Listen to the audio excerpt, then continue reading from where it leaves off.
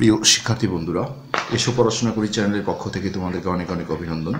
আজকে আমরা ইংলিশ গ্রামারের ট্রান্সফরমেশন অফ সেন্টেন্সেস শিখব, অর্থাৎ অ্যাফার্মেটিভ থেকে কিভাবে নেগেটিভ করতে হয়, হ্যাঁবোধক বাক্যকে কিভাবে নাবোধক করতে হয়। তো এখানে ট্রান্সফরমেশন করার আগে একটা জিনিস আসলে ক্লিয়ার করা দরকার, যে কনভার্সন একটা জিনিস আছে, সেটা হলো যে এখানেও দেখো অ্যাফার্মেটিভ থেকে নেগেটিভ করা হয়। যেমন আমি যদি বলি যে he is a good boy, তো এইটা নট না থাকা পর্যন্ত বাক্যটাকে আমরা অ্যাফার্মেটিভ বলি। সেক্ষেত্রে এটাকে আমরা যদি বলি যে আমরা নেগেটিভ করব, না বোধক, তো এটা অনেক ছোটো ক্লাসে শেখানো হয়, অর্থাৎ ক্লাস 6-এ যেমন এটা বেশিরভাগ থাকে। তো সেক্ষেত্রে এখানে কিছুই না, শুধুমাত্র একটা নট বসাই দিলেই কিন্তু নেগেটিভ হয়ে যায়। যেমন ইজের পরে অক্সিলারি ভার্বটার পরেই একটা নট দিতে হয়। He is not a good boy. কিন্তু এখানে নেগেটিভ হয়েছে, ভালো কথা, কিন্তু বাক্যটার দেখো অর্থ চেঞ্জ হয়ে গেছে। কারণ এখানে আমি বললাম সে হয় একজন ভালো বালক, আর এখানে বললাম সে হয় একজন ভালো বালক নয়, তাই না? তাহলে বলতে পারো যে নেগেটিভ করতে বলা হয়েছে, তাহলে অর্থ তো চেঞ্জ হবেই, কিন্তু তা না। এই আমরা ট্রান্সফরমেশনের ক্ষেত্রে দেখো এই জায়গায় এই বাক্যটা যদি আমরা নেই যে হ্যাঁ he is a good boy, good boy, এইটাকে আমরা যদি বলি যে কি বলে নেগেটিভ করো, হ্যাঁ, সেই জায়গায় ট্রান্সফরমেশন যেটা সেটা বলা হয় উইদাউট চেঞ্জিং মিনিং, মানে অর্থ চেঞ্জ না করে নেগেটিভ করা। তো সেক্ষেত্রে দেখো বিভিন্ন রুল আছে, 15-16টা রুল আছে। তার মধ্যে আমি জাস্ট উদাহরণ হিসেবে আগে বলছি যে এটাকে আমরা বলি কনভার্সন, অর্থাৎ নেগেটিভ হয়ে গেল কিন্তু অর্থও চেঞ্জ হয়ে গেল। আর এখানে দেখো বাক্যটা আমি যদি এইভাবে করি যে he is not a bad boy, তাতে করে কি হলো, এই নটটা আনাতে নেগেটিভ হয়ে গেল, কিন্তু অর্থটা দেখো সে একজন খারাপ ছেলে নয়, তার মানে কি ভালো ছেলে, মূল অর্থটা কিন্তু ঠিক থাকলো। তো আমরা সেই জিনিসটাই আজকে করব, যে কনভার্সন না, আমরা ট্রান্সফরমেশনগুলো করব, কিভাবে অর্থ ঠিক রেখে বাক্যগুলোকে অ্যাফার্মেটিভ থেকে নেগেটিভ করা যায়। পরীক্ষায় কিন্তু উল্টোটাও আসে, অর্থাৎ নেগেটিভ থেকে অ্যাফার্মেটিভও আসে। যাই হোক, একটা ভালো করে শিখলে ওইটা উল্টোটা তোমাকে নিজেই প্র্যাকটিস করতে হবে। তো আমরা পার্ট 1-এ আজকে আসি। আমরা প্রথমে যে রুলটা পড়বো সেটা হলো অনলি বা অ্যালোন যুক্ত কোনো অ্যাফার্মেটিভ বাক্যকে আমরা কিভাবে নেগেটিভ করতে পারি। তো এই অনলি অ্যালোন আসলে 3টা ক্ষেত্রে ব্যবহার হয়। একটা হলো ব্যক্তির ক্ষেত্রে বোঝানো হয়, অনলি অথবা অ্যালোন দুটোই বসে ব্যক্তির ক্ষেত্রে। এখন বলতে পারো যে কীভাবে বুঝবো ব্যক্তি বোঝানো হয়েছে, বাক্য দেখলে আমাকে বুঝে নিতে হবে। তো এখানে অনলি অ্যালোনের ক্ষেত্রে ব্যক্তি বোঝালে নেগেটিভ করতে হলে একদম বাক্যের শুরুতে তোমাকে নান বাট কথাটা বসাতে হবে।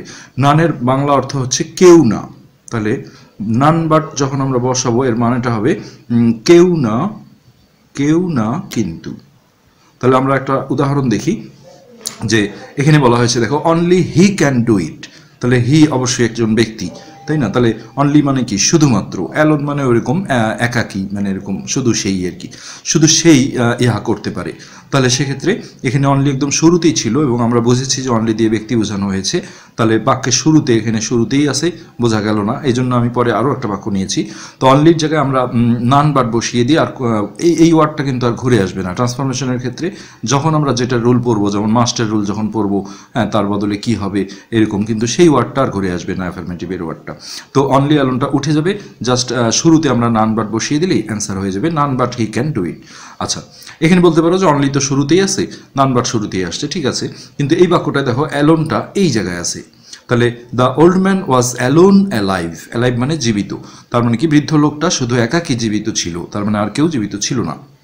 তো এইখানে হিসেব অনুযায়ী তাহলে আমরা বলতে পারি যে অ্যালোনের এই জায়গায় এসে আমরা নান বাট দেবো। আর অ্যালোন দিয়ে এখানে ব্যক্তি বোঝাচ্ছে, এটা সবসময় ব্যক্তির আগেই যে থাকতে হবে তা না, বাক্যটা পড়ে তোমাকে বুঝতে হবে যে the old man was alone alive, শুধু বৃদ্ধ লোকটাই জীবিত ছিল, তাই না? অনলিগুলো সাধারণত সাবজেক্টের আগেই বসে, কিন্তু অ্যালোনটা কিন্তু এরকম পজিশনেই বসে, সাবজেক্ট পার করে বসে। যেটাই হোক, এখন আমরা বলেছি যে অনলি অ্যালোন দিয়ে ব্যক্তি বোঝালে বাক্যের শুরুতে দেখো নান বাট দিতে হবে, এবং ভুলে ওই ওয়ার্ডটা যেন আর ঘুরে না আসে, তাহলে অ্যান্সার হয়ে যাবে। অর্থাৎ none but the old man was alive হয়ে গেল। এখন অনলি বা অ্যালোন দিয়ে আমরা বস্তু পড়ব, এরকম কিন্তু অনেক বাক্য আছে এখানে, যেমন হি বা ওল্ড ম্যান ক্লিয়ার করে বোঝা গেল যে দুটো ব্যক্তি, কিন্তু কখনো কখনো এরকম থাকে, দেখো অনলি, অনেক এরকম বাক্য আছে, only the graduate should apply, graduate মানে যারা ডিগ্রি পাস করে, স্নাতক, তাদেরকে বলা হয়। কোনো চাকরির বিজ্ঞাপনে এইভাবে লেখা থাকে যে শুধুমাত্র গ্রাজুয়েটরাই আবেদন করতে পারবে, only the graduate can apply, এরকম একটা বাক্য। এখন এইখানে তোমাকে বুঝতে হবে যে আসলে গ্রাজুয়েট যেটা হয় এটা কোনো বস্তু তো না, মানুষই। সো এইখানে অনলি দিয়ে কিন্তু ব্যক্তি বোঝানো হয়েছে। সো এই বাক্যটাকে আমরা যখন নেগেটিভ করব তখন অনলির স্থলে বাক্যের শুরুতে যেহেতু বলা আছে যেখানেই থাক, তাহলে নান বাট, আর এদিকে আর কোনো চেঞ্জ নেই, দ্য গ্রাজুয়েট ক্যান অ্যাপ্লাই। মানে সিম্পল রুলগুলো কিন্তু সিম্পল, কোনটার বদলে কি বসাইতে হয় এই জিনিসগুলো একটু মাথায় রাখলেই হয়ে যায়। এরকম আরও বাক্য আছে, ধরো যে অনলি দ্য ব্রেভ, ব্রেভ মানে সাহসীদেরকে বোঝায়, অনলি দ্য ব্রেভ যাই দেখ ক্যান ডু ইট বা ডিজার্ভ দ্য ফেয়ার এরকম দেয়, only the brave can do it. এখানেও আমরা বুঝতে হবে যে ব্রেভ মানে যেহেতু সাহসী, তাহলে এটা ব্যক্তিকেই বোঝানো হয়েছে, কোনো বস্তু না। সেক্ষেত্রে এখানেও আমরা নেগেটিভ করতে গেলে অ্যাফার্মেটিভ থেকে আমরা নেগেটিভ করতে গেলে নান বাট দিতে হবে, এবং নান বাট সবসময় শুরুতে বসবে, এটা মনে রাখবা, অনলি অ্যালোন যেখানেই থাক। তো নান বাট, আর এদিকে যেমন ছিল the brave can do it, এটি। এখন বস্তুর ক্ষেত্রে আমরা চলে যাই। বস্তু দেখো, নান বাট মানে যেহেতু কেউ না, আমরা কিন্তু কোনো বস্তুকে কেউ না দিয়ে বলি না। যেমন আমার কাছে কেউ না কিন্তু কলম আছে, এটা বলা হয় না, কিছু না বলতে হয়।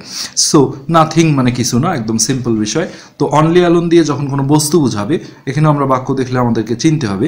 সেক্ষেত্রে এইখানে যে নিয়মটা আমি বলবো যে বস্তুর ক্ষেত্রে অ্যালোনটা খুব কম বসে, আমি একটা উদাহরণ দেব, সেখানে বসেছে, কিন্তু অনলি অ্যাভেলেবল বসবেই। তো বস্তু যখন অনলি বোঝাবে, ঠিক অনলি যে পজিশনে থাকবে, সামনে থাকলে সামনেই, ভিতরে থাকলে সেই অনলির জায়গাটাতেই নাথিং বাট ইউজ করতে হবে। যেমন একটা উদাহরণ আমরা দেখি যে only the moon was visible, তাহলে মুন একটা বস্তু, চাঁদ। সো এখানে অনলি সামনেই আছে, হ্যাঁ। তাহলে সেক্ষেত্রে আমাকে যেটা করতে হবে, যখন আমরা বুঝলাম যে অনলি দিয়ে এখানে বস্তুকে বোঝানো হয়েছে, তাহলে অনলি যে জায়গায় আছে ঠিক সেই জায়গায় আমাকে নাথিং বাট বসাইতে হবে। তো নাথিং বাট, আর অনলিটা আর ঘুরে আসবে না, এদিকে যেমন আছে তেমনই। Nothing but the moon was visible, মানে যেটা দেখা যাওয়া আর কি। তার মানে বুঝাইছে যে কিছুই না কিন্তু চাঁদ দেখা যাচ্ছিল, এরকম কিছু। আচ্ছা, এখন নেক্সট বাক্যটায় দেখো, এখানে আমি ইচ্ছে করে অনলিটা শুরুতে দিয়েছি, তোমরা দেখলা অনলির পজিশনে, অনলির জায়গাটায় নাথিং বাট বসে। আবার এই বাক্যটায় দেখো অনলিটা এই জায়গায় আছে, হি লাইকড অনলি সুইট। এখন অনেকে জোর করে বলে যে অনলি দিয়ে এখানে হি কে বোঝানো হয়েছে, অসম্ভব। অনলি থাকলে হি কে বোঝালে অনলিটা কি হি এর আগে থাকতো। অ্যালোন যদিও ভিতরে থাকে, আমরা এর আগে দেখেছি the old man was alone alive, এখানেও বুঝে নিতে হবে যে অ্যালোন শুধু বৃদ্ধ লোকটাই, তার মানে ব্যক্তিকেই বোঝানো হয়েছে, আর ব্যক্তির ক্ষেত্রে নান বাট শুরুতে আসে।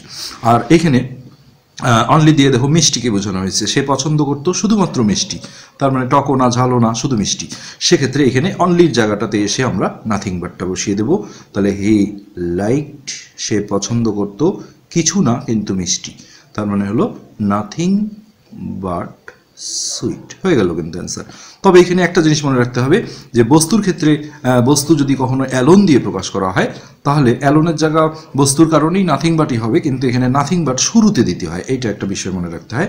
এটা একটু আনকমন বাক্য দেখো, কারণ ইতিপূর্বে আমরা এখানে যেহেতু বললাম যে বস্তুর ক্ষেত্রে অনলি হলে অনলি ঠিক যে জায়গায় থাকে, সামনে হলে সামনেই ওই জায়গায় নাথিং বাট বসাইতে হয়, ভিতরে থাকলেও দেখো ওই জায়গাটাতেই নাথিং বাট বসাইতে হয়। কিন্তু অ্যালোন দিয়ে যদি কখনো বস্তু বোঝানো হয়, এই জায়গায় দেখো আমি যদি এই জায়গাটায় এসে নাথিং বাট দিই, বাক্যটা শুনতে কেমন লাগে, মানি অ্যালোন ক্যান সেভ হিম। তাহলে এখানে অ্যালোন দিয়ে অনেকে ভাবতে পারে যে হিম একটা ব্যক্তিকে বোঝাইছে, অসম্ভব। ভালো করে মিনিং করে দেখো যে শুধুমাত্র টাকাই পারে তাকে বাঁচাতে, তার মানে অন্য কিছু না, শুধু টাকাই। তাহলে টাকা যেহেতু বস্তু, হ্যাঁ, সেক্ষেত্রে অ্যালোন দিয়ে এখানে বস্তু বোঝানো হয়েছে। আর সেক্ষেত্রে তোমার মনে হতে পারে যে অ্যালোনের জায়গায় আমি নাথিং বাটটা দেবো, হ্যাঁ, কিন্তু এখানে যদি আমি দেই কেমন লাগে দেখো, money nothing but can save him, অসম্ভব, হয় না বাক্যটা। অথচ এখানে আমি নাথিং বাট যদি শুরুতে দেই, বাক্যটা দেখো কি সুন্দর, নাথিং বাট মানি, অ্যালোনটা তো আর ঘুরে আসবেই না, nothing but money can save him. So হয়ে গেল কিন্তু। তো আমি এইখানে দুটো মিলে সারাংশ যেটা বলবো সেটা হলো অনলি বা অ্যালোন, এই দুটোর যে কোনো একটা দিয়ে যদি কখনো ব্যক্তিকে বোঝায়, সেটা তোমাকে বাক্য দেখে বুঝে নিতে হবে। সেখানে নান বাট বসে এবং নান বাট সবসময় বাক্যের শুরুতে থাকে, অনলি অ্যালোন যেখানেই থাক। আর অনলি দিয়ে যদি কোনো বস্তু বোঝানো হয়, তাহলে অনলি ঠিক যে জায়গায় থাকবে সেই জায়গাটাতেই নাথিং বাট বসাইতে হবে। কিন্তু অ্যালোন দিয়ে যদি কখনো বস্তু বোঝায়, তাহলে নাথিং বাটটা শুরুতে দিতে হয়। এই এতটুকু কথা কিন্তু। আর এখন আমরা পড়ব অনলি, অ্যালোন দিয়ে আসলে সংখ্যা বোঝায় না, শুধু অনলি। এই তার মানে ব্যক্তি বস্তু সংখ্যা তিনটা জিনিস আছে। সো আমরা অনলি দিয়ে এখন সংখ্যা বোঝালে, অনলি অ্যালোন কখনো সংখ্যার ক্ষেত্রে ইউজ হয় না। অনলি দিয়ে যদি কোনো সংখ্যা বোঝায় তাহলে আমরা দুইটা জিনিস ইউজ করতে পারি। একটা হলো অনলি তুলি দিয়ে, ঠিক অনলির স্থলেই হয় নট মোর দেন, দেন না কিন্তু, এই দেন মানে হলো চেয়ে, তার মানে কি এটা চেয়ে বেশি নয় এরকম, অথবা দুইটা এটাও দেওয়া যায় নট লেস দেন, তার মানে এটার চেয়ে কম নয়। যেমন আমরা একটা উদাহরণ দিয়েছি, হি ওয়াজ অনলি 22, এখানে দেখো বয়স মিনিং করেছে, সেক্ষেত্রে এটা যেহেতু সংখ্যা তাহলে এই অনলি দিয়ে এখানে সংখ্যাটাকে মিনিং করা হয়েছে। এই জায়গায় আমরা যদি নেগেটিভ করি তাহলে হি ওয়াজ, হয় আমরা দেবো not more then, not more দেন দি, অনলিটা তো আর আসবে না, সরাসরি 22, অথবা আর যে কোনো একটা আমরা করব, দুইটাই right, he was not less than 22। এখন বলতে পারো যে এতে অর্থ কীভাবে ঠিক থাকলো, এরকমই যে এখানে যেমন বলছে শুধুমাত্র 22, কম না বেশি না, তো এইখানে আমরা যদি এটা অ্যান্সার করি তাহলে মানেটা হচ্ছে কি যে সে 22-এর কি বেশি না, ওটা ধরে নিতে হয় যে তাহলে বেশি না হলে তো কমও হতে পারে, যে এটাও অ্যান্সার দিতে হবে তা না, দুইটা যে কোনো একটা ইউজ করলেই হয়ে যায়, এটা গ্রামারের নিয়ম। সো আমরা অনলি অ্যালোন কিন্তু একদম ফুললি শেষ করে ফেললাম।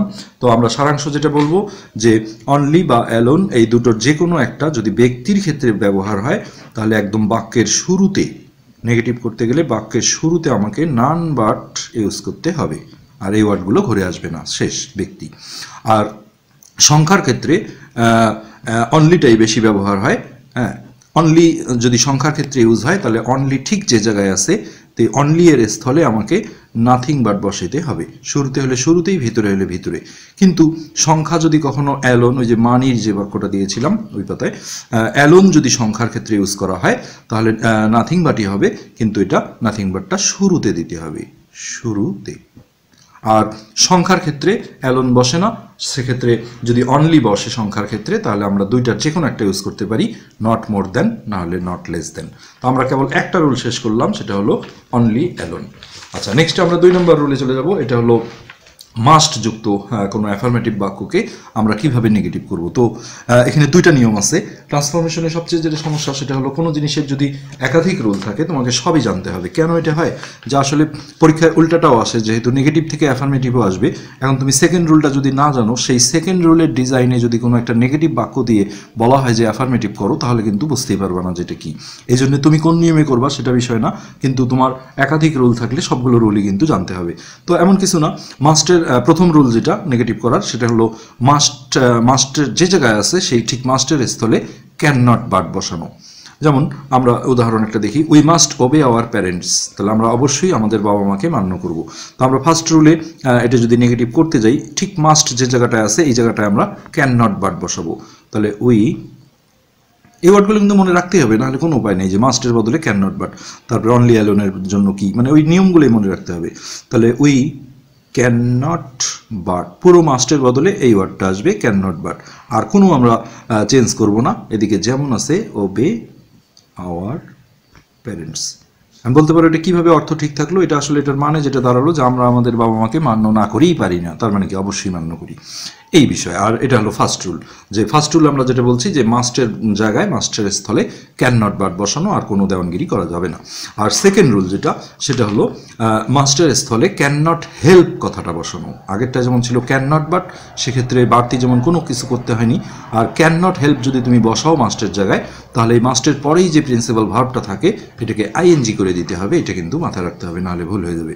সেক্ষেত্রে ওই বাক্যটাই আমরা আবার নিলাম যে উই মাস্ট ওবে আওয়ার প্যারেন্টস। তো এটাকে আমরা যদি সেকেন্ড রুলে এই নিয়মে যদি নেগেটিভ করি, যে কোনো একটা করলেই উত্তর হবে, কিন্তু জেনে রাখতে হবে দুটোই। সেক্ষেত্রে মাস্টের বদলে আমরা ক্যান নট হেল্প দিচ্ছি, উই ক্যান নট হেল্প, আর এই ভার্বটাকে আইএনজি করে দিতে হবে ক্যান নট হেল্প আসলে। এটা যেমন রাইট ফর্ম অফ ভার্বসেও লাগে, কখনো ওই ক্যান নট হেল্প ব্র্যাকেটে ভার্ব দিয়ে দিল কিছু একটা, তাহলে ওবে যেটাই হোক, তাহলে আইএনজি বসাইতে হবে। So can not help ওবেইং our parents, এটা হলো সেকেন্ড রুলে মাস্টার। এখন তুমি যদি বলো যে না আমি এই রুলটা করবো না, তাহলে দেখো পরীক্ষায় যদি এই বাক্যটা দিয়ে, এটা একটা নেগেটিভ বাক্য দিয়ে যদি বলা হয় যেটাকে অ্যাফার্মেটিভ করো, তাহলে অ্যান্সার যেটা হবে তোমার অসম্ভব জানা। কিন্তু তুমি যদি এমনি পড়ে থাকো যে অ্যাফার্মেটিভে মাস্ট কে নেগেটিভ করতে গেলে দুইটা নিয়ম আছে, একটা হলো মাস্টের বদলে ক্যান নট বাট বসানো, সেখানে কোনো বাড়তি কিছু করতে হয় না, আর দ্বিতীয় রুল হলো মাস্টের বদলে ক্যান নট হেল্প বসানো আর আইএনজি বসাইতে হয় ভার্বে। তখন কিন্তু এটা মনে পড়বে যে তাহলে এই ক্যান নট হেল্পটা উঠে যেয়ে মাস্ট হবে, আইএনজিটা উঠে যেয়ে তাহলে ওবে হবে, বাস হয়ে গেল। এই জন্যই জানতে হবে। সো আমরা 3 নম্বর রুলে চলে যাচ্ছি এখন, both dot dot dot and, অথবা একটা বাক্যে শুধু অ্যান্ড।